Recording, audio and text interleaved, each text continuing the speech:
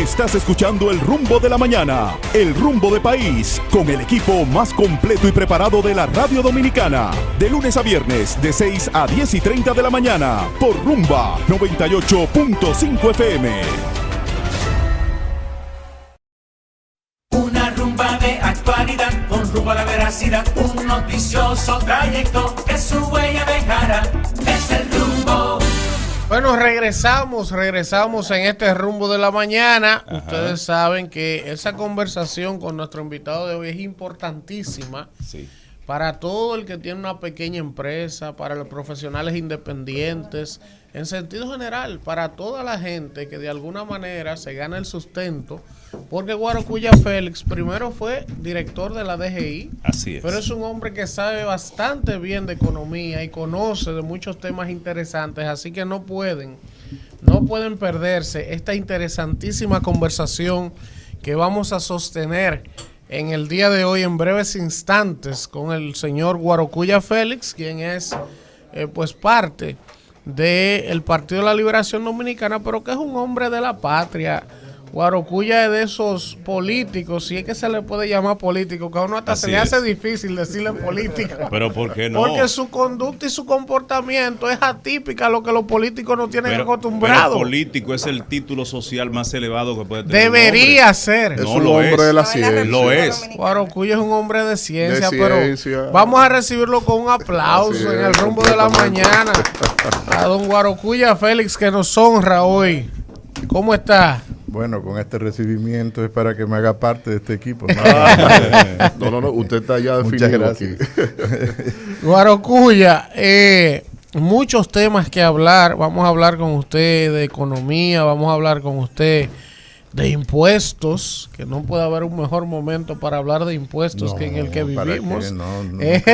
Y vamos a hablar, vamos a hablar hasta de política, pero yo quiero que iniciemos, Guarocuya, aprovechando su condición de una autoridad y un referente en materia de temas económicos en la República Dominicana y sobre todo en su condición de exdirector de la Dirección General de Impuestos Internos, que nos ayude a aterrizar, porque mucha gente vio este reglamento nuevo que la DGI creo que antes de ayer emitió una resolución y la gente se ha quedado como en shock. Comenzaron a reaccionar sectores. Ayer el Colegio Médico, por ejemplo, hizo una rueda de prensa convocando todas sus seccionales para el viernes, diciendo que la DGI y el gobierno no se va a quedar con la mitad de los impuestos que los médicos cobran. Entonces, no solo los médicos se ven afectados con esta resolución que ha emitido la Dirección General de Impuestos Internos, sino otros profesionales. Si pudiera, Guarocuya, ayudarnos a aterrizar un poco qué es lo que la DGI ha hecho, qué está tratando de hacer y por qué lo está haciendo. Mira, pues yo lo que puedo hacer es una interpretación, porque no es exactamente lo que está haciendo la DGI. Piensa que es una dirección que tiene autonomía normativa en cuanto a lo que refiere la parte impositiva. Sí he visto la reacción del Colegio Médico, también he visto la resolución, y pienso que ahí lo que se va a imponer es un diálogo constructivo entre ambas partes. Evidentemente que la administración tributaria, antes de emitir una resolución, la tiene que poner a consulta. Este ha sido el caso y por lo tanto no creo que la administración tributaria, esta parte de la administración tributaria vaya a tomar una decisión unilateral. De hacerlo sería un gran error. Sería un gran error porque incluso los sectores como los médicos u otros sectores que pudiesen verse afectados, pues tendrían algún tipo de reparo a la aplicación de la propia resolución. La experiencia indica que lo mejor siempre es el diálogo, y sí, en este caso se impone, y por lo tanto no creo que vaya a pasar de un momento incómodo para los médicos y un momento incómodo para la propia administración tributaria. Sin embargo, y a pesar de eso, Guarocuya, en un momento como este, en el que las arcas necesitan más, ¿qué se pudiera hacer? ¿Se resignarán los médicos a pagar más impuestos o el Estado tendrá que ceder? A ver, yo creo que todos tenemos que pagar impuestos, no es un tema de los médicos. Los médicos es un colectivo importante en República Dominicana como en cualquier otra sociedad y por lo tanto no está exento de las obligaciones tributarias. Evidentemente que esa obligación tributaria tiene que ser siempre proporcional. Sí. Y yo creo que ese es un tema que está además como un derecho en la propia Constitución, el tema de la proporcionalidad y la equidad en el cobro de los tributos. Pero este es un tema que nos llevaría a otra discusión, que es mucho más amplia, es decir, de por qué los tributos, de cuál es la estructura tributaria de República Dominicana, pero creo que no vamos a aburrir al público solo hablando de eso en la mañana. Una preguntita, Guarocuya, ahora que usted menciona el tributar de forma proporcional a los ingresos, ¿verdad? ¿Hace falta en la República Dominicana tal vez un nuevo ordenamiento que permita que si a los ricos se les cobre más y dependiendo el lugar que ocupes en clase social, pues puedas tú tributar de acuerdo a eso? Sin ninguna duda, es decir, la estructura tributaria de República Dominicana es estructura sumamente regresiva. Es verdad que en el 2012 ganamos 5 puntos de progresividad, eso quiere decir que pasamos en ese momento, y esto cambia año a año, pero en ese momento con la reforma del 2012 de 72 pesos, que de cada 100 que se recaudaba de los más pobres pasamos a 67 pesos.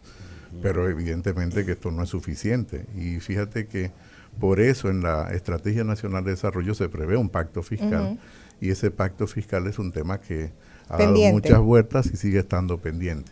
He hablado en múltiples ocasiones, de hecho con Manuel alguna vez invitado en algún programa que ha estado Manuel, tú también has estado en ese programa. Estuvimos hablando de la necesidad de una nueva fiscalidad en República Dominicana, y esto nos lleva a otra discusión porque seguimos siempre empantanados en la misma estructura que nosotros tenemos, pero yo creo que tenemos que pensar fuera de la caja y además acercar la tributación en República Dominicana, la estructura fiscal, a lo que es la estructura que tienen los países más desarrollados, que son los países que forman la Organización para la Cooperación y el Desarrollo Económico. Esto es lo que se conoce como la OCDE. Es decir, que eso debería ser una meta para la República Dominicana. ¿Qué quiere decir esto? Que en la estructura impositiva de los países que conforman la OCDE, con excepciones, hay excepciones, la mayoría de los impuestos es a la inversa que lo que tiene República Dominicana. Los impuestos allí son más directos que indirectos. En República Dominicana los impuestos son más indirectos que directos. Y explico esto de manera muy rápida, aunque yo sé que no vamos a dedicar el programa a este tema. Los impuestos indirectos los pagamos todos, absolutamente todos. Quiere decir, nadie está exento del pago de impuestos. Y la persona que vende en la esquina en un semáforo, en términos relativos, paga más impuestos que yo. Porque él no está sometido al impuesto sobre la renta, pero está sometido a todos los impuestos indirectos. Y como proporción de su ingreso es mayor lo que él paga en esos impuestos indirectos que lo que yo pago como proporción de mi ingreso. Así es, en términos relativos. Por eso es poco equitativo el sistema impositivo. Y finalmente, en tema impositivo, tan importante como la presión fiscal es la composición de la presión fiscal. De hecho, yo te diría que a veces es mucho más importante porque es lo que te determina de manera mucho más efectiva cuál es la progresividad. Es decir, quiénes efectivamente son los que comparten el pastel del pago de los tributos en una sociedad. Guarocuya, antes de terminar el tema de los impuestos y demás, no quisiera dejar de preguntarte. El año pasado teníamos el tema de la reforma fiscal, que el gobierno la postergó debido a la presión social, pero después de eso hemos visto un sinnúmero de aumentos, como que la DGI ha empezado a desempolvar, ha emitido resoluciones para seguir recaudando, porque no se hizo el tema, no se aplicó la reforma. Pudiéramos decir que estamos ante una reforma fiscal soft, o sea, por ejemplo, con lo que pasó ayer. No. Diferida. Yo no diría eso. Lo que hace la Dirección General de Impuestos Internos, yo creo que hay que ser muy honesto cuando uno enfoca esto y estoy hablando, piensa que soy secretario de Asuntos Económicos del Partido de la Liberación Dominicana y sería muy cómodo comenzar a cuestionar, a criticar. Todo esto no, yo creo que las personas necesitan opiniones que tengan sensatez y la oposición tiene que brindar sensatez, sobre todo cuando tiene vocación de ser gobierno, y el Partido de la Liberación Dominicana tiene vocación absoluta de volver a ser gobierno, con todas las dificultades que tiene la propia organización y que tenemos que vencer, y sobre todo el tema de ganar nuevamente la confianza del electorado en la República Dominicana y generar una nueva ilusión en la sociedad. Eso es un reto que no es fácil. Pero eso nos obliga a tener una oposición muy responsable. Lo que hace la Dirección General de Impuestos Internos es actualizar, de acuerdo a los valores, año a año, múltiples disposiciones que así establece la ley. Por ejemplo, se establecen los tramos que están exentos cada año, o los tramos que van a tributar cada año, pero eso se establece de manera regular. Eso no quiere decir que te está incrementando ni te está modificando la estructura impositiva. La DGI no tiene capacidad para modificar la estructura impositiva. De hecho, quien tiene iniciativa en ese sentido legislativa dentro del Poder Ejecutivo, digamos que es el Ministerio de Hacienda, que es quien formula la política fiscal y la política tributaria del país, y además tiene que aprobar el Congreso. Cualquier disposición que la DGI tome por encima de lo que establece la ley o incluso un decreto es absolutamente inválido. Y de hecho hay recursos cada día contra disposiciones que algún digamos, agente económico o alguna persona individual entiende que lesiona sus intereses y establece recursos a la propia DGI y frente al Tribunal de lo Contencioso Administrativo. Creo que sería un gran error del gobierno utilizar este tipo de instrumentos, o sea, utilizar medidas administrativas como para poder paliar lo que tiene que necesariamente que ser por ley. Sería un error absoluto porque estaría violentando la propia disposición de la Constitución de la República. No puede ocurrir, ni debe ocurrir lo que ocurrió en el primer presupuesto de esta administración, que presentaron un paquete impositivo en la ley de presupuesto, que además no es la mejor práctica desde el punto de vista legal desde las finanzas públicas. Barocuya, mire, se ha armado un revuelo en el país desde hace unos días con el tema del crecimiento. Usted que es un experto en esto, vamos a ver si le arrojamos luz al país y despejamos esa duda. Crecimiento económico. El Banco Central ha dicho que República Dominicana creció el año 2021 12 y tanto %. Cuando yo vi esa cifra, yo pensé en China. Digo, bueno, República Dominicana creció más que China en el 2021. Eso es para sentirnos contentos, ¿verdad? Yo vi China que fue mucho menor que eso. Quien puso el tema fue Leonel Fernández en una rueda de prensa que dio explicando diferentes cosas. Dice, bueno, todos los países, su referente más cercano para hablar del crecimiento 2021 es 2019, no del año 2020, porque el 2020 prácticamente se perdió en términos económicos por la pandemia. ¿Cuál es la realidad de eso, Guarocuya? ¿Está disfrazando el Banco Central? ¿Es Leonel quien tiene la razón? ¿Cómo es el asunto? Lo primero, Manuel, es que no fue Leonel Fernández que puso el tema sobre la mesa. Okay. Quien primero lo puso sobre la mesa fue el Partido de la Liberación Dominicana, que además lo hizo público en una rueda de prensa, cuando habló del crecimiento de la economía y habló de otros temas importantes como es el tema de la inflación. Y este es un tema no menor, creo que es el principal reto que tienen las economías y por supuesto el gobierno de la República Dominicana. Y podemos luego hablar de ese tema. El tema del crecimiento es un tema que hay que tomarlo con mucho cuidado, porque las estadísticas son eso, son estadísticas y a veces tú puedes confundirte tratando de interpretarlas. O a propósito también, ¿verdad? La confusión. Depende cómo tú la presentes. Claro, entonces hay que interpretarlas. Digamos que lo adecuado desde el punto de vista metodológico, y eso lo planteó, como vuelvo y te repito, el Partido de la Liberación Dominicana, es que la comparación del crecimiento fuese con el año 2019.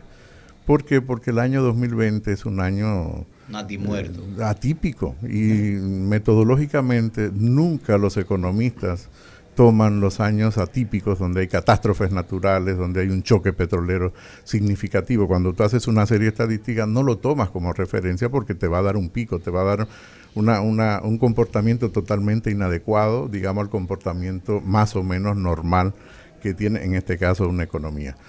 Si nosotros comparamos el 2019 y el 2020, evidentemente que la economía creció, lo que dice el Banco Central. Y sobre todo si comparamos el 2020 con el 2021. El 2020 es un año perdido prácticamente para la economía dominicana, pero para la economía mundial. Y por lo tanto, metodológicamente no es adecuado decir crecimos esa cantidad. Claro, íbamos a crecer porque cualquier cosa es crecimiento con relación al año 2020. O sea que sí es una falsa esos números. No, no es una falsa, se creció eso, pero comparado con el año 2019, estamos en torno al 3.7%, que es la senda de crecimiento que tiene la economía. Digamos que es lo más aproximado a la senda de crecimiento que tiene la economía dominicana. Eso sería la traducción correcta. ¿Habló mentira el Banco Central? No, el Banco Central no habló mentira. La economía en el 2021 creció con relación al 2020. Evidentemente que tú puedes hacer un énfasis en eso y decir, uy, qué bien lo hicimos. No, es que todas las economías, prácticamente todas crecieron en el año 2021 con relación al 2020. ¿Pero por qué? Porque el 2020 fue un año catastrófico para la humanidad y para la República Dominicana. El tema de los combustibles, Guarocuya, es el talón de Aquiles de los gobiernos. Me imagino que desde la DGI no se puede hacer mucho, ¿verdad que no? Bueno, yo no estoy en la DGI. Quiero recordarles que aparte de haber sido director de la DGI, pues parece que en mi vida solo he sido eso. Pero estamos hablando Déjeme decirle que en mi vida profesional, que ya tengo unos 30 y tantos años de vida profesional, solo he durado 4 años en la DGI. Quiero decir esto, duré más tiempo siendo responsable de planificación nacional, fui superintendente de valores, fui administrador del Banco Nacional de las Exportaciones, subsecretario de planificación. A ver, lo de la DGI solo han sido 4 años. Lo encasillan siempre.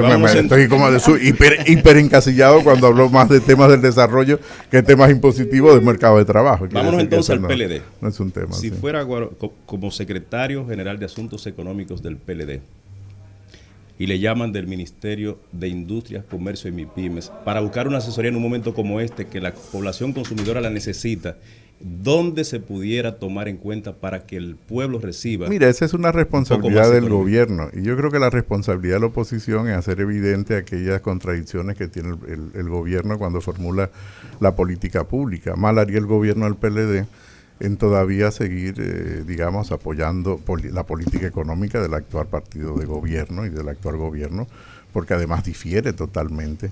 Primero en los objetivos y segundo en los actores. En los partidos de la Liberación Dominicana, con todas las críticas que se nos puede hacer, y déjame decirte que hay muchas que se pueden hacer al Partido de la Liberación Dominicana. Yo he sido muy crítico desde mi propio gobierno, cuando formé parte de él, de muchas de las políticas. De hecho, a veces críticas incómodas para mi propio gobierno y para mis propios compañeros, ¿no? Pero algo que tiene que reconocerse al PLD es que siempre la política económica fue con mucha sensatez y además para beneficiar en gran medida a la mayoría de la población dominicana. Este es un gobierno que se ha concentrado en beneficiar un grupo que es el que tiene mayor nivel de ingreso. Y yo creo que hay un cambio importante en la política económica en ese sentido. ¿Qué hubiese hecho el Partido de la Liberación Dominicana en caso de ser gobierno? Probablemente sería la pregunta, porque asesorar al gobierno no es el rol nuestro exactamente, salvo nosotros decir, mira, se puede hacer mejor esto, nosotros haríamos tal cosa y que la gente pueda valorar. ¿Qué hubieran hecho? Lo que ya hicimos en el 2008. Exacto. Tú recordarás que para el 2008 tuvimos la crisis financiera, que fue la crisis más importante en la segunda mitad, después de la segunda mitad del siglo XX y prácticamente iniciando el siglo XXI, es lo que se conoce ahora como la Gran Recesión, para separarla de la Gran Depresión del año 29. Los más jóvenes ya quizás no recuerden exactamente, pero tuvimos incremento en los precios de 2 dígitos, posteriormente tuvimos incremento en los precios del petróleo, y fíjate que el Partido de la Liberación Dominicana lo que hizo fue hacer los subsidios mucho más focalizados y mucho más directos para las personas con menor nivel de ingresos. Por ejemplo, el tema del transporte público fue un tema fundamental para el Partido de la Liberación Dominicana, para evitar y llegar a acuerdos con los transportistas, no solo con los transportistas de personas, sino con los transportistas de mercancía, con la carga. Porque a veces nos concentramos, como vivimos en una gran ciudad como Santo Domingo, o Santiago, o La Romana. No, el transporte de carga, el transporte de mercancía, que es donde se llevan los alimentos a las personas de un punto a otro, la distribución. Ese es un tema muy sensible, muy sensible. En el año 2008 se realizó una cumbre convocada por el gobierno que se hizo pública. Llegamos a acuerdos, se hicieron comisiones de seguimiento y esos acuerdos se publicaron.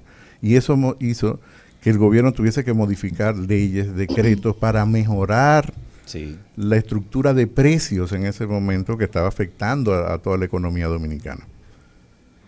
Este gobierno convocó una cumbre que no sabemos cuándo terminó, no sabemos qué metodología utilizó, no sabemos qué comisión le dio seguimiento y no sabemos a qué resultado llegó.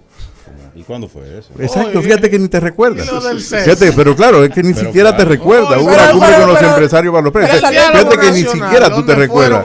No, es previo. La cumbre invisible. Claro, entonces, ¿en qué camino? No. Se convocaron una reunión con los empresarios precisamente para ver el tema de los precios, pero fíjate que nadie se recuerda. No. Y fíjate que te estoy mencionando en el año 2008, donde tomamos medidas muy importantes con todo el tema de transporte de carga marítima y transporte aéreo. Se modificó la estructura de tasas a que estaba sometido ese tipo de transporte para que los precios no impactaran tan drásticamente en los bolsillos de las personas, porque el peor impuesto es la inflación. La inflación te saca el dinero de los bolsillos sin tú darte cuenta. Y ahí precisamente quiero preguntarle, profesor, porque hay mucho de que el peor impuesto es la inflación para toda clase, y sobre todo la media y la baja. En República Dominicana hemos coqueteado con tener inflación general a 2 cifras. 8.35%, estamos dentro de las 4 más altas tasas de inflación a nivel global. ¿Qué pasa con esto, profesor? Yo veo que la actuación del gobierno, primero, aumento la tarifa eléctrica. Segundo, el tema de dejar flotar los combustibles. Luego tenemos el tema relacionado a los costos de la canasta básica. Tú tienes a Dirección General de Aduana diciendo, estoy recaudando más que nunca. Claro que sí. Con el comercio caído. Con la inflación, el incremento de precio hace que tú recaudes más. La inflación hace y te mejora la recaudación en términos nominales porque tu base sobre la que tú estableces el cálculo para el cobro de los tributos, incluyendo los aranceles, es mayor. Esa aduana te cobra no por los 2.000 que te costaba el flete, sino por los 18.000 que cuesta ahora. Fíjate que el gobierno del Partido de la Liberación Dominicana, ¿qué hubiese hecho? Lo que hizo en el 2008. Fija la tasa. Hubiésemos dicho, no, nosotros vamos a liquidar al precio previo al incremento sostenido de los precios del costo de transporte. Entonces, profesor, la inflación que tiene República Dominicana es política. Porque es una decisión de gestión de recaudación del Estado. Vamos a ver, la inflación tiene diferentes componentes. Yo no llamaría exactamente que solo es una acción política. De hecho, la política debería ser para mitigar la inflación. Hay elementos estructurales que generan la inflación. Tú lo has mencionado en tu intervención. Incremento de los precios del transporte no se genera en República Dominicana. Ahora, República Dominicana puede mitigar el impacto de los precios del transporte al consumidor final, liquidando en aduana el precio previo al incremento de esos precios exorbitantes. Sí. Por lo tanto, ahí hay una acción de política. ¿Qué es lo que se puede criticar a la actual administración? Que no ha actuado con la rapidez debida para poder mitigar el impacto de los precios internacionales al interior de la economía dominicana. ¿Y qué es lo que está ocurriendo entonces? Que ese incremento de precios lo estamos traspasando a la gente de la calle. Directamente, a la gente de la calle. Es verdad que están haciendo subsidios, pero los subsidios no deben ser generalizados, tienen que ser a los que más, claro, a los que más necesitan, a los que más tienen. Un subsidio que nos dan a los que menos tienen, perdón, no a los que más tienen. Y eso es lo que ha estado ocurriendo, subsidios generalizados. Entonces, esa es la peor forma de hacer una mejora de la equidad y de la transparencia. Cuya, yo quiero hacerle una pregunta que hoy en día es muy importante, sobre todo la discusión de la agenda nacional. El gobierno, en un contexto de crisis, pocas recaudaciones a nivel global, hay situaciones que nadie puede negar. Ha decidido que la manera en la que puede seguir mantener el gobierno funcionando, una de esas maneras es con un tema de las alianzas público-privadas, de manera al granel, sin muchas explicaciones, y para todo una alianza público-privada, que ojo, yo no tengo nada en contra de que los capitales, pero vamos para allá, de que el sector privado participe en algunas cosas. Ahora, yo quiero preguntarle lo siguiente. Cuando la gente le votó al PRM, le votó para administrar y dirigir los destinos de la nación y tomar las medidas que había que tomar. Así es. Entonces yo siento que el Estado le está cediendo al sector privado la administración de cosas en las que ellos no han invertido nada. O sea, tú quieres administrar, tú quieres un fideicomiso, tú quieres hacer una alianza, bueno, pues constrúyame el metro de aquí a Santiago y vamos a dividirnos la mitad de los beneficios. O sea, ¿es tan como dice el gobierno o en realidad qué es lo que hay detrás de todas estas alianzas público-privadas? Pero yo creo que tú has hecho una explicación mejor que la que yo podía hacer. Yo lo que voy a hacer es ampliar la tuya. Eso no se influencia. Lo que voy a hacer es simplemente ampliar la tuya. Fíjate que quien crea el marco actual de las alianzas público-privadas es el Partido de la Liberación Dominicana. y quien crea el marco de los fideicomisos es el Partido de la Liberación Dominicana. De hecho, me tocó participar en la discusión de la ley de fideicomiso inmobiliario, siendo superintendente de valores. A ver si ustedes se acuerdan que no solo he sido director de impuestos. Yo voy para allá. Sino que estaba en otras cosas, ¿no? Está ahí muy fijado. Fíjate que el marco legal que se acordó en ese momento, todo para llegar a la alianza público-privada, y por qué tenemos que tener mucho cuidado, y por eso te decía, pues yo sí tengo peros a la alianza público-privada, a pesar de que fuimos los que creamos el marco jurídico, porque sabíamos que ese marco jurídico tiene que utilizarse con mucho cuidado, y el tema de la alianza público-privada tiene que utilizarse en casos muy específicos y muy concretos. Porque el tema de la alianza público-privada es que el Estado sigue asumiendo la mayor parte del riesgo. El sector privado no asume el riesgo. Lo que hace el sector privado es que le deja el riesgo al Estado. Eso técnicamente se diría los pasivos contingentes que genera, las potenciales deudas que generan por múltiples razones, entre ellas las propias operaciones de la actividad que se concesiona a través de alianza público-privada, pero el sector privado no asume el riesgo, lo sigue teniendo el Estado. Digamos, técnicamente este es un punto importante. Por eso no todo debería llevarse a alianza pública-privada. Fíjate que el PLD hace el marco jurídico, es importante, pero fue muy cuidadoso con ese tema. El otro tema que tú decías de los fideicomisos, la ley no contemplaba fideicomisos públicos, pero tampoco lo prohíbe. Y por lo tanto, la robustez del fideicomiso público depende de la calidad del contrato. Fíjate que los fideicomisos públicos que hizo el Partido de la Liberación Dominicana cuando estaba en el gobierno, es decir, el gobierno del PLD, fueron fideicomisos que fueron dirigidos al mismo tiempo por personas que ocupaban posiciones públicas, eran posiciones ex officio, y se hicieron fundamentalmente para temas de infraestructura pública, como fue la red vial o fue la Ciudad Juan Bosch, que es el tema de vivienda. No amplió más. ¿Por qué? Porque este es un tema muy delicado, en el sentido de que necesitas un marco jurídico mucho más robusto para fideicomisos públicos que el que nosotros tenemos, y por lo tanto no puede descansar solamente en el contrato. Ahí mismo con el tema del fideicomiso, discúlpame Manuel, han querido vender que por ser un fideicomiso público es beneficioso para el país. Entonces me gustaría que usted me explique y le explique a los oyentes en qué se beneficia el país con un fideicomiso público, porque uno sí entiende un fideicomiso privado, cómo funciona y a quién beneficia, que se le está protegiendo los bienes a alguien. Pero a mí como pueblo, a mí como país, ¿cómo me beneficia un fideicomiso público? Yo creo que hemos demonizado la figura del fideicomiso en esta discusión, y no hemos quedado en la figura del fideicomiso cuando lo que está en el fondo es el contrato, no tanto la figura del fideicomiso. Por eso voy un paso atrás. Primero, lo adecuado sería robustecer el marco jurídico de los fideicomisos para que se pueda prever los fideicomisos públicos. Ya fue sometido y fue aprobado en primera lectura por el Senado. La ley de fideicomiso dice que la modificar después del 7. No, pero fíjate tú, es que ya perdón. Vamos a escuchar al experto. Ya fue sometido al Senado. Lamentablemente, quizá el presidente no tenía la información debida, porque ya lo habían sometido ellos mismos al Congreso, y fue aprobado en primera lectura por el Senado y fue remitido a la Cámara de Diputados. Es decir, en el momento que le estaba diciendo eso, ya el Congreso lo tenía. Quiere decir, quiero asumir que no tenía la información completa. Y quiere decir, tendrá que robustecer el marco jurídico. Los fideicomisos públicos es el primer paso para tú utilizar adecuadamente la figura de fideicomiso público en aspectos que van más allá de lo que es infraestructura vial o de lo que es vivienda. Guarocuya, mire, usted ha armado un revuelo en estos días. ¿Con qué, Manuel? Con una solicitud que yo pienso que es el sentir de gran parte de la población. Nosotros mismos, en diferentes momentos, creímos que el PLD iba a iniciar con ese ejercicio. Yo escucho a Guarocuya decir, tengo 30 y tantos años de vida profesional, ha sido prácticamente de todo en el Estado Dominicano. ¿Qué va, Manuel? Y sin embargo, nadie al día de hoy puede decir, Guarocuya cometió un acto ominoso, teniendo posiciones cimeras inclusive. Sí. Pero sí al mismo tiempo tiene que soportar Guarocuya cuando dice que es PLDista, le digan, ustedes son unos ladronazos.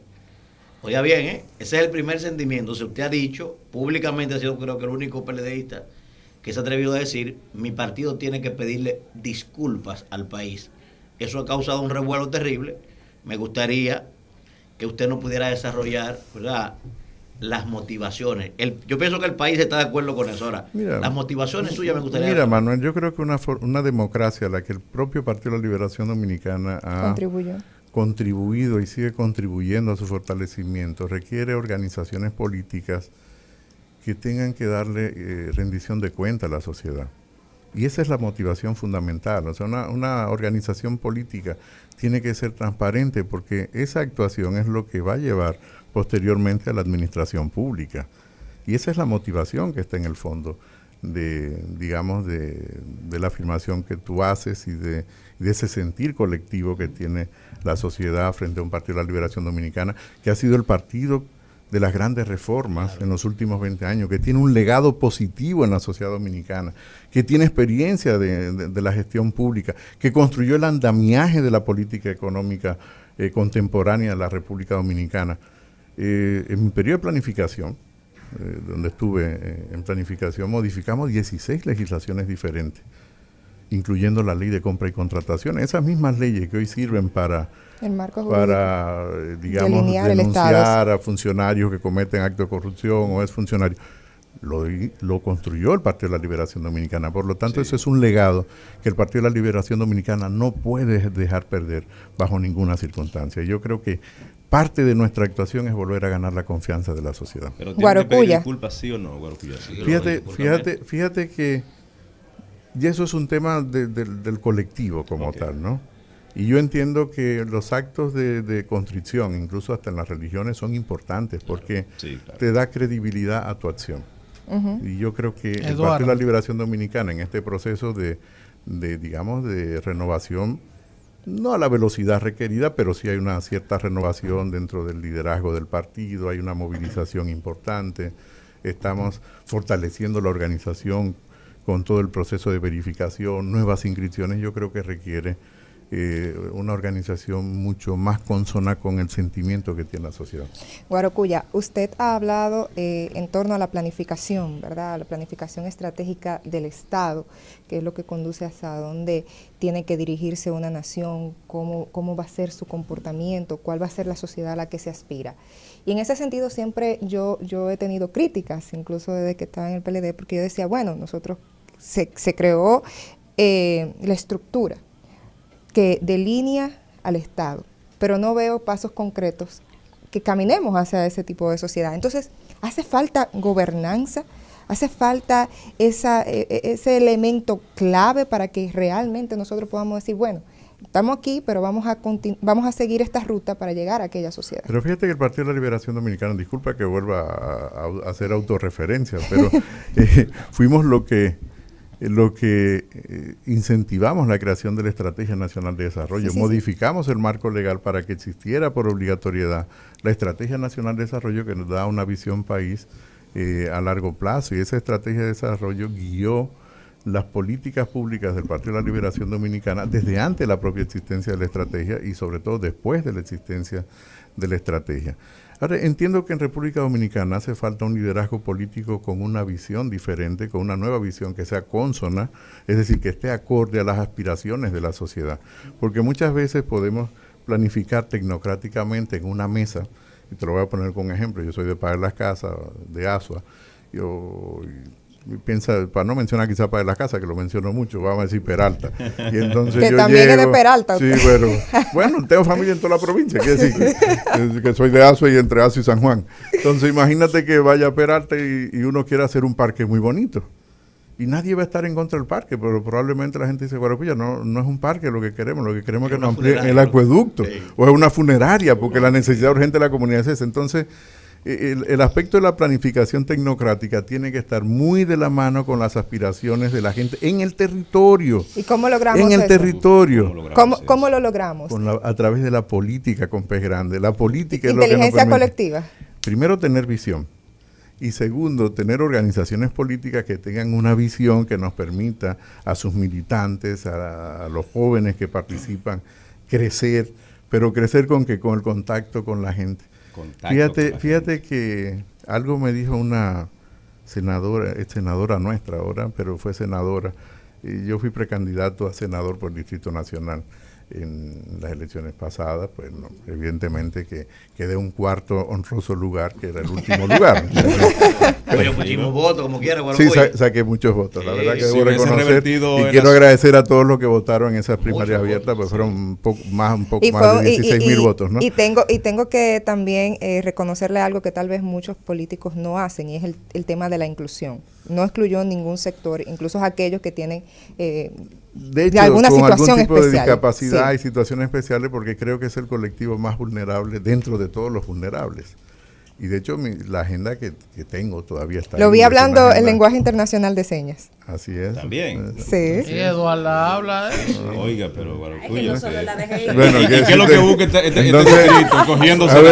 Entonces, gracias. Decía esto porque hay que primero construir la visión. Y le preguntaba a esta senadora, me dijo, Guarocuya, no solo es trabajar para la gente, es trabajar con la gente. Trabajar con la gente. Y fíjate que para mí ha sido una de las grandes lecciones en una frase muy corta, muy simple, pero es muy poderosa. Porque tú puedes trabajar mucho para la gente, pero la gente, si no la incluyes, no se siente que tú trabajas para ella, no tiene sentido de pertenencia. Y por lo tanto, no solo es trabajar con la gente, para la gente, sino trabajar con la gente. Y yo creo que este es el paso que está dando el Partido de la Liberación Dominicana en este momento en base a la propia experiencia adquirida. Guarocuya, usted hablaba de la buena obra que tuvo el PLD. Tuvo muchas luces, es verdad, eso hay que reconocerlo, al igual que tuvo muchas sombras.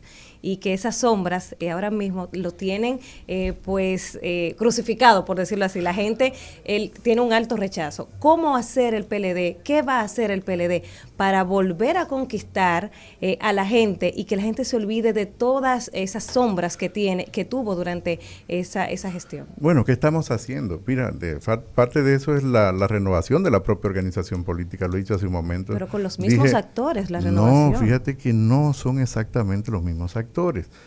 Fíjate que en una organización política, menos que tú hagas una revolución y entonces establezcas el método de la guillotina. Exacto. Y yo no creo que en una democracia eso es deseable, sino que son procesos graduales y además donde se consulta a las personas que militan en esa organización, se consulta a las bases y las bases votan. En procesos democráticos son los que deciden quienes dirigen esa organización, que posteriormente, potencialmente, son los que van a dirigir el país. Fíjate que tú tienes ahora aspirantes a una candidatura que nunca habían aspirado.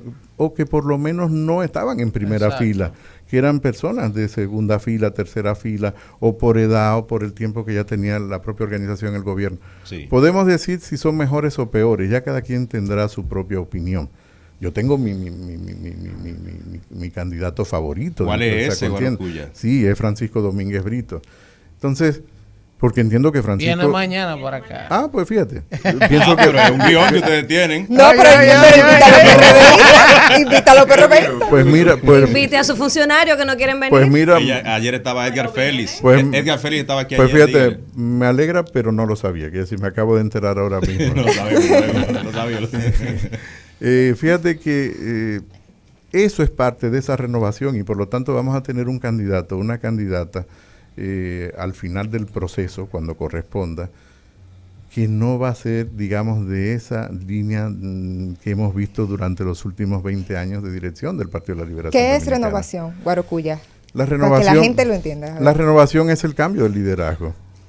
Y ese cambio se está dando al interior de la propia organización. Pero no es una lucha fratricida.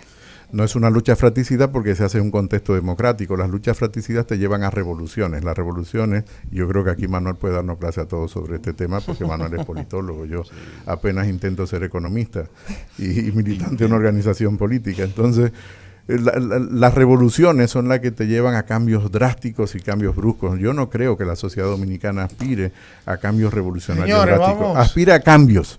A cambios importantes, pero en un contexto democrático y de profundización democrática. Vamos a darle un aplauso. Muchísimas gracias. Mire, Guarocuya, yo lo voy a decir. Cada vez que hablamos con él le digo lo mismo. Él siempre me dice lo mismo.